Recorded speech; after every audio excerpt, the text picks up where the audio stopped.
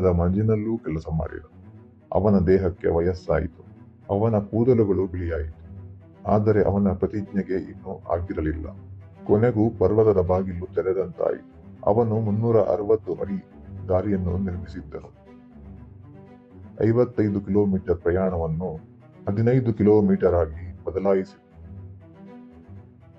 ಮಕ್ಕಳು ಖುಷಿಯಿಂದ ಮುಕ್ತವಾಗಿ ಓಡಾಡಿದರು. ರೋಗಿಗಳು ಆಸ್ಪತ್ರೆಗೆ ಸಮಯದಲ್ಲಿ ತಲುಪಿದರು.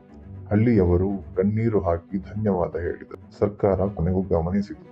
ಪ್ರಶಸ್ತಿಗಳು ತಡವಾಗಿ ಬಂದವು. ಆದರೆ ದಶರಥ ಪದಕಗಳಿಗಾಗಿ ಕೆಲಸ ಮಾಡಲಿಲ್ಲ. ಅವನು ಕೇವಲ ಮಾಡಿದ್ದು ಪ್ರೀತಿಗಾಗಿ. ಜನರು ಅವನನ್ನು ಮೌಂಟೇನ್ ಮ್ಯಾನ್ ಎಂದರು.